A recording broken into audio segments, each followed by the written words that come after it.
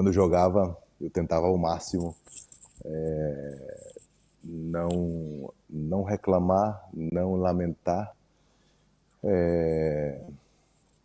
com a arbitragem, porque, sim, é algo que foge ao nosso controle, ao controle que eu falo do jogador, né? Me colocando na posição agora do jogador, e era só desperdício de energia, né? Então, canalizava toda a minha energia, toda a minha inteligência, estratégia para o jogo em si. Então, reclamar com a arbitragem nunca nunca foi do meu feitio. E, claro, existe sempre a exceção, né? Mas, como já dizia o PVC, e respeito muito a opinião do PVC, é um cara que vive futebol, que tem conhecimento no que fala, foi um lance polêmico. Ele marcaria, mas também não reclamaria se outros não marcassem, então demonstra que é um lance polêmico. Enfim, o São Paulo perde mais um jogo, mas acho que não tem que focar, nem focalizar a atenção na Etna, no árbitro, e se preparar para a próxima partida. Jogar melhor. E voltar a vencer. Boa.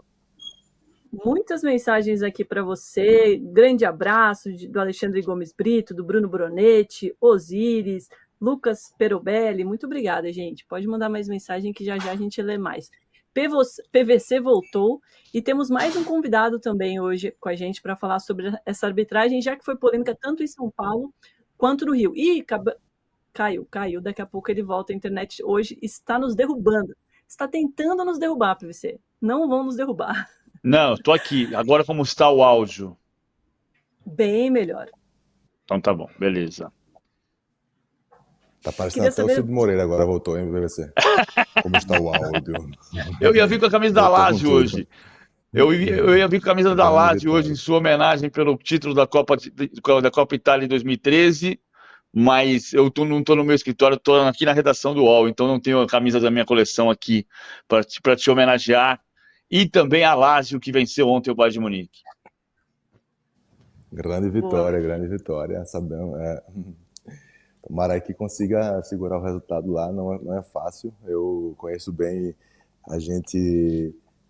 Em 2016 ganhamos, estava ganhando de 2-0 lá, depois os caras no finalzinho empataram 2-2 e perdemos a classificação na prorrogação. Então, sei que é difícil lá, claro, é outro time, é outro momento, e espero que a Lazio consiga dessa vez segurar e avançar, porque é sempre bom ver os times da Europa, ver os times da Itália avançando cada vez mais longe nas competições europeias, e a Lazio, assim, sobretudo a Lazio. Então, estou aqui na torcida. Boa. E a gente estava falando a gente estava falando da questão da arbitragem. O Hernandes, de fato, quando jogava, e eu acompanhei muito o jogo do Hernandes no campo, o Hernandes era o cara que não ia no bolinho no bolinho da reclamação da arbitragem. Ele sempre ficava fora e tirava o foco mesmo dessa energia. E ontem a gente ficou muito falando da questão da arbitragem, mas o São Paulo, por exemplo, teve o Moreira que se machucou no aquecimento. E aí botaram o Bobadilla, que é um volante. Aliás, o bastidor o Bobadilla vira para o Carpini no final do aquecimento, já no vestiário, e fala: professor, eu me coloco à disposição para jogar na lateral direita. E ele vai jogar. E nunca tinha atuado pela lateral direita e foi lá e jogou. E aí ele faz uma mudança de última hora e contra um Santos que está muito bem azeitado, com o João Schmidt, que é ali da área do Hernandes, que aliás o Hernandes conhece bem, que ali de Cotia, da base do São Paulo, jogando muito bem. Então, assim, São Paulo teve muita dificuldade e tal, teve o lance polêmico de VAR, mas o São Paulo encontrou uma dificuldade muito grande com o Santos, que vem jogando bem, e teve todo esse lance que desmonta. Você treina um time com peças e de última hora você tem que fazer uma mudança num jogador que nunca atuou numa posição. Isso mexe muito, né, Hernandes? Com certeza. E ainda mais, como tu falaste, né? Pegando os momentos dos dois times, né? O São Paulo vem no momento aí de conquista da Supercopa, então vem com certeza, como dizia o grande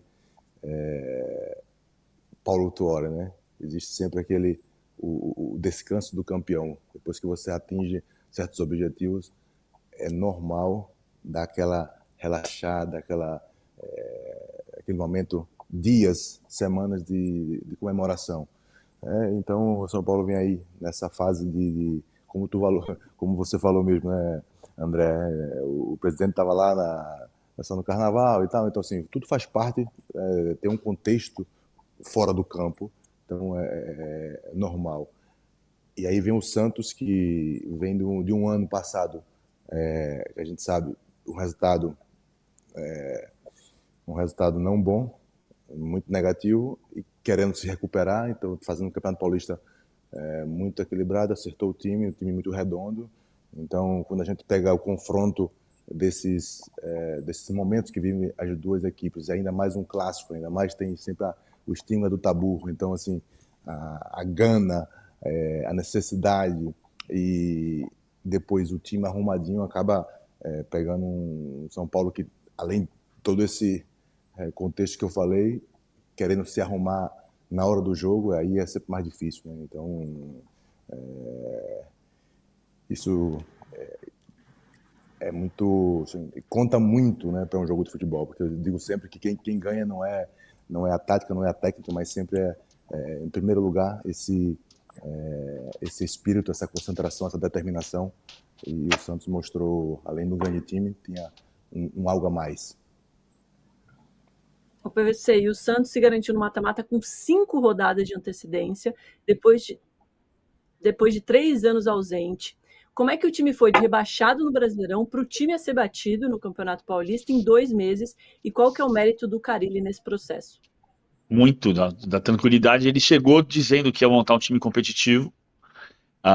O Marcelo Teixeira foi bem naquela conversa que a gente teve, Hernan e eu, ontem, se o Carpini tivesse dito sim, o Carpini seria o técnico do Santos, mas ele tinha o Carille sempre como uma opção. E na época eu conversei com o Marcelo Teixeira, e o Marcelo Teixeira dizia, vamos dizer que são opções diferentes, estilos diferentes, a questão é que a gente precisa ter um treinador para se adaptar ao tipo de jogador que a gente vai trazer. E então se trouxe um time para fazer um jogo muito coeso no meio campo, um jogo que tenta ser criativo, não é a prioridade ter a bola o tempo inteiro, mas é um time que constrói muito o jogo a partir dos seus homens de meio campo. O João Schmidt está fazendo uma temporada exuberante no retorno ao Brasil, e tem a velocidade do Guilherme pelo lado. Ontem ele foi inteligente, porque o Casares não dá competitividade pela faixa central. Ele jogou o Pedrinho para marcar o Wellington do lado direito, jogou o Otero por dentro, e o Otero participa do jogo defensivo, mas chega na frente com força também. Então o Santos teve menos posse de bola, mas o Santos foi muito, muito firme quando recuperou a bola para jogar com muita certeza, muita convicção. Agora a gente tem o nosso segundo convidado de hoje, o ex-árbitro Alfredo Loeblin. Muito bom dia, Alfredo, bem-vindo ao nosso programa de primeira. A gente falou um pouquinho sobre as polêmicas de arbitragem no Clássico. A gente tem muitas polêmicas hoje, queria saber um pouco sua opinião sobre isso, principalmente sobre essa pressão que a gente falou, da nota que o Santos emitiu antes do jogo, e como é que isso pode interferir no trabalho de um árbitro. Bom dia. Mentira, bom dia, sempre um prazer falar com você, com o PVC, com o André. O Hernandes faz um tempo que eu não vejo, mas é um cara que eu respeito demais no futebol, é uma história mais que justa e merecida. Essa história de fazer pressão antes do jogo, o presidente dar declaração, isso é mais velho, eu acho que você não tinha nascido ainda, isso já existia no futebol. Na minha época era comum, você ia apitar um jogo na sexta-feira, mas é o Loeblin, porque o Loeblin, lá em sei que jogo, em 1915, aconteceu isso. Se o árbitro não está pronto para absorver isso, então ele não pode apitar futebol, ele não está pronto para grandes jogos. Essa é a grande questão. A arbitragem de ontem, ela foi muito ruim, olha que loucura que eu vou dizer, ela foi muito ruim, tecnicamente, disciplinarmente, ela se perdeu no jogo completamente, se colocou mal em alguns lances, enfim, uma série de fatores, mas nos lances capitais, tá, no pênalti, a favor do Santos, na anulação do gol do São Paulo, para mim ela acerta. Com a ajuda do VAR ou não, a arbitragem acertou. O que está me preocupando só é que cada vez mais a International Board e a FIFA estão dando interpretações maiores do jogo, quando devia ser o contrário. Ao meu ver, tal situação é falta, tal situação não é falta. Quando você começa, olha, precisa ver a intensidade, a altura do pé, por onde veio, se o anjo da guarda do cara estava atrás ou não, você começa a gerar uma série de polêmicas, interpretações diferentes, que vão dizer o seguinte, eu falei hoje de manhã com uma rádio Rio de Janeiro, se eu tenho argumentos para não marcar o pênalti, tá, a favor do Santos, e eu consigo justificar também para marcar o pênalti a favor do Santos. Eu, Loeb, apitando o jogo, eu marcaria a penalidade. Para mim, a penalidade existiu, mas é claro que, repito, com a quantidade de interpretações que estão dando para todos os lances, fica muito fácil justificar A ou B. Agora, eu não entendo que a Edna, mesmo na minha visão, não sendo uma árbitra de ponta, ela tem maturidade suficiente, é uma árbitra FIFA, para poder absorver esse tipo de coisa antes do jogo. Aliás, queria elogiar o presidente Casares, que na declaração dele, ele não focou na questão da penalidade em relação à arbitragem. Eu não sei se ele está bem assessorado com alguém de arbitragem, mas ele falou da arbitragem como um todo, como foi a partida. Mal tecnicamente, mal colocada. Eu conversei com um jogador que estava na partida ontem, não vou poder falar o nome, porque ele me autorizou. Ele disse que ela foi um pouco autoritária em alguns momentos. Então, tudo isso faz parte do processo de amadurecimento. Mas eu não creio que ela sentiu, não, Domitila, esse tipo de declaração antes do jogo. Mas a gente falar de arbitragem é uma coisa quase cotidiana aqui, né? Principalmente depois de grandes clássicos. Você acha que o problema, então, está nessa interpretação da regra que cada hora muda, que vai deixando as pessoas confusas? Eu acho que sim. Veja bem, a regra em si, ela não muda o texto da regra. O que muda são as determinações que vêm em cima da regra. E que acontece em tudo, inclusive no Brasil. O Hernani está na Itália, o VAR italiano não tem nada a ver com o VAR brasileiro. Não tem nada a ver. Então, nós criamos um mecanismo próprio, e assim, aquela era de uma forma muito grosseira, quando ela não chama as confederações e fala o seguinte, olha, a interpretação minha, e sou eu que mando, é essa aqui. Ela solta um texto, e cada confederação, cada país, cada federação interpreta de um jeito. Então fica difícil. É o que está acontecendo hoje no futebol brasileiro, que para mim começa por um problema da FIFA, passa por um problema da CBF, passa por um problema do VAR brasileiro, passa. Porque eu também ouvi hoje, e aí eu vou inverter a pergunta, se me permitir, eu vou perguntar a vocês, porque eu ouvi uma afirmação hoje, uma pergunta para mim hoje, que é extremamente importante, que foi o seguinte, Loeblin, esse pênalti não é um lance interpretativo, muito polêmico? Eu falei, Então, pelo protocolo do VAR, não pode chamar arbitragem. E aí, o que a gente faz? Sim. Eu repasso essa pergunta para o Hernanes, perguntando se é muito diferente, se ele vê essa diferença muito grande, tanto no VAR, quanto na pressão que os jogadores fazem aí na Itália e em outros países da Europa com relação ao Brasil. Tecnicamente não te saberia dizer, não teria essa resposta, mas aqui também é bem polêmico, assim, acompanho aqui e assim, toda rodada tem polêmica. No final, o italiano é muito parecido com o brasileiro, né? Então, assim, é expansivo, então reclama, se lamenta e cada treinador, cada presidente que quer também dar sua nota no sentido de que se sente prejudicado, não? Então, na parte técnica eu não sei dizer, mas na parte da polêmica é muito parecido com o Brasil. Muitas reclamações. Você queria falar? Não, eu acho que o que o Loebin falou, eu concordo inteiramente. Assim, primeiro, eu marcaria o pênalti depois de ver e rever, e ela tem que marcar no tempo normal. Quem salvou foi o VAR, mas o VAR não era para interferir. Mas o que eu acho fundamentalmente é essa questão das mudanças de interpretação a cada ano. O segredo do futebol no mundo, ser o esporte mais popular do planeta, sempre foi todo mundo saber como funciona. E hoje você tem que ficar o tempo inteiro dizendo, mas a bola bateu no braço do Eric pela recomendação mais recente, ao bater na mão, no braço do jogador que fez o gol, tem que anular.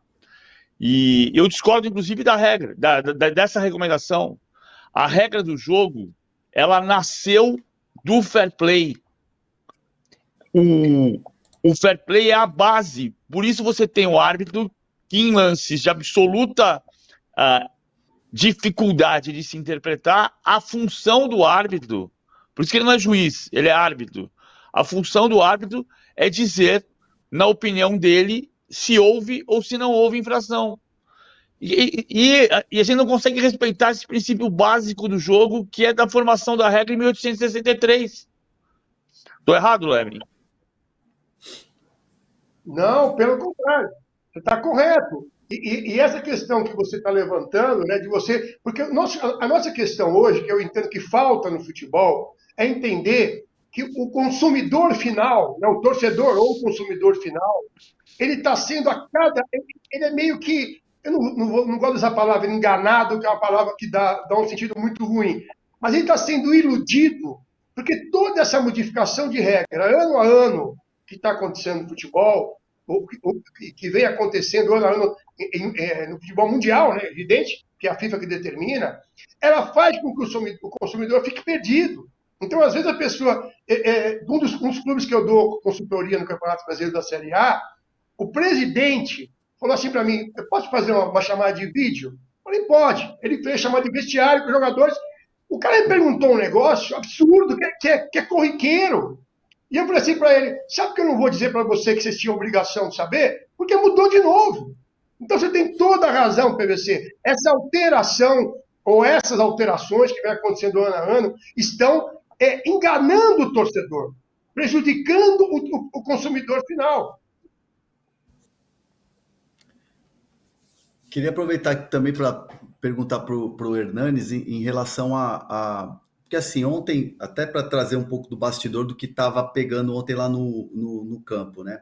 Desde o primeiro minuto, quando começou a ter essa coisa do empate, e o jogo estava muito físico ontem, desde o primeiro minuto. E eu até chamo a atenção na transmissão, falo, olha, o jogo tá físico, só que ele tá muito na troca de olhares, não tá ainda naquele estágio da treta. E depois, claro, é evidente que com o passar do tempo, ele começa a ter aquele empurra-empurra, aquela coisa da provocação, e aí ele descambou, teve uma hora que teve bolinho e briga, né? Aí a Edna começou a distribuir cartões. Só que em determinado momento, os bancos começaram a reclamar com o quarto árbitro, que era o Luiz Flávio de Oliveira, que na semana passada já tinha tido um lance polêmico lá em Itaquera. A questão assim, ela não está controlando o jogo, Ô Hernandes, como é que o jogador, qual que é o comportamento do jogador dentro de campo quando se percebe que a arbitragem não está controlando o jogo dentro de campo?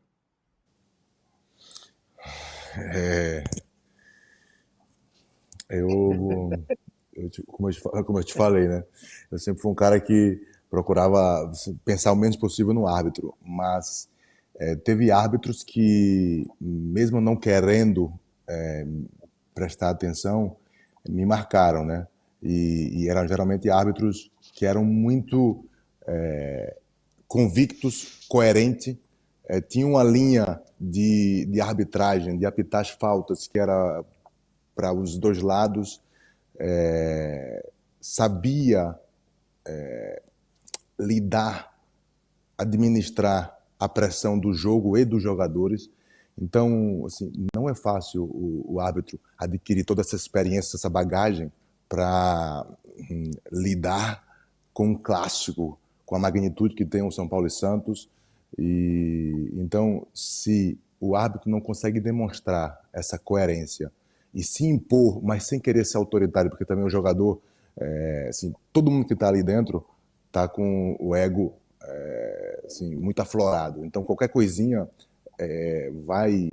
pode explodir, pode transbordar essas emoções, né? Então, realmente requer alguém que com muita coerência, com muita habilidade na gestão dos eventos, né?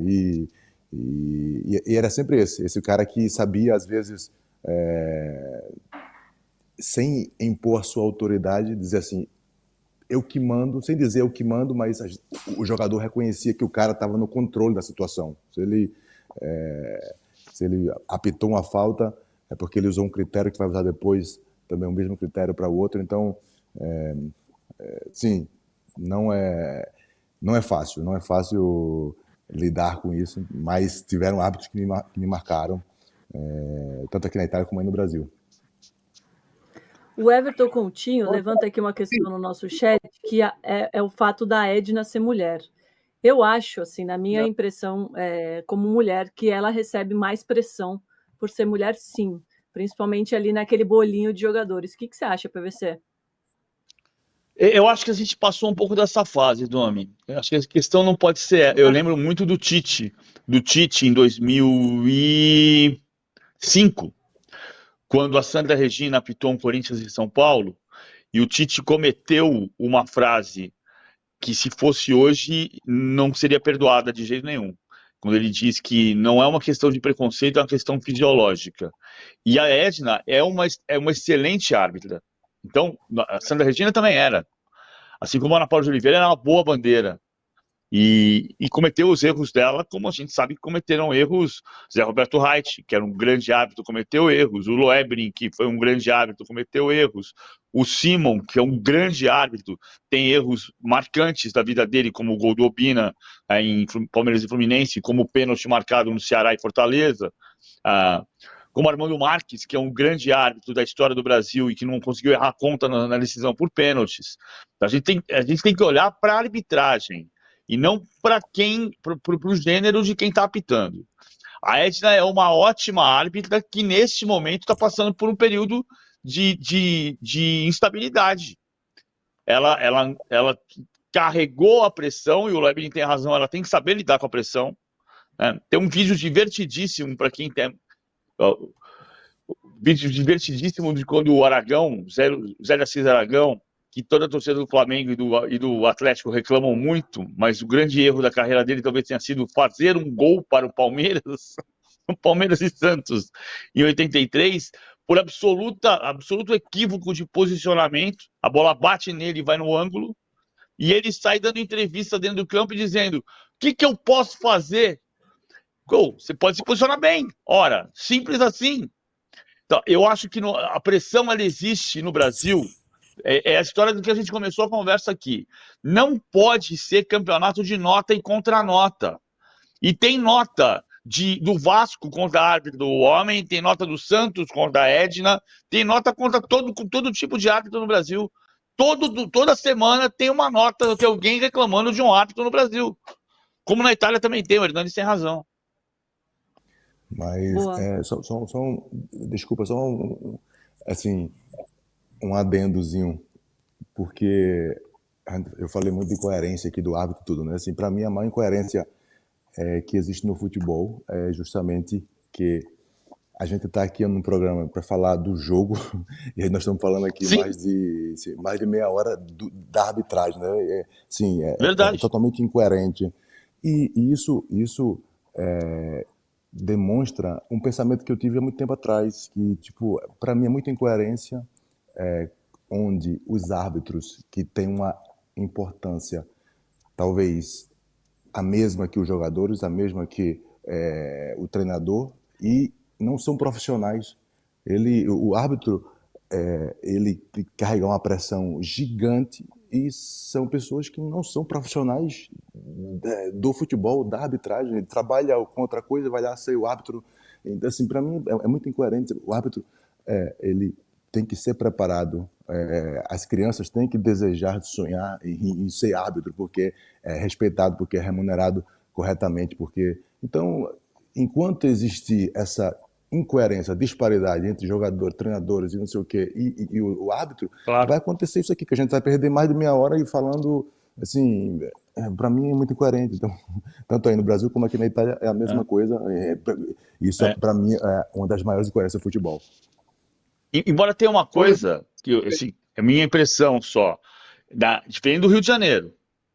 Mas nesse início de campeonato, se você pegar os clássicos que já aconteceram, Palmeiras e Santos, São Paulo e Corinthians, Santos e Corinthians, Santos e São Paulo, tirando um lance de um suposto pênalti do Santos e Corinthians, a gente não discutiu a arbitragem nos outros 3 clássicos. Dos 4 clássicos até agora, esse é o primeiro no Paulista que a gente está discutindo com veemência os lances de arbitragem. Felizmente. Embora tenha tido lá o lance do Maicon. Mas, Hernanes, acho que você levantou um ponto muito importante. Diga lá. Não, primeiro que eu acho que tem razão, em parte sim, no que você está dizendo, tá? Vou te falar por quê.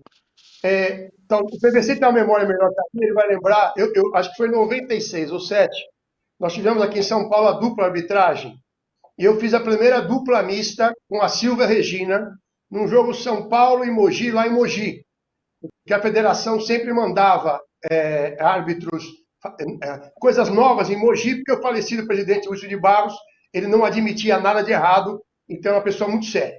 Quando nós fomos para o jogo, o falecido presidente Fará me chamou e falou assim, eu quero que você me traga a seguinte informação segunda-feira, tá? Primeira, houve preconceito machista ou machismo contra a Silvia Regina, seja de torcedor, de jogador ou de dirigente? Foi a primeira que ele pediu. A segunda, eu quero saber se ela se vitimizou pela condição de ser mulher, porque ela está na função de árbitro.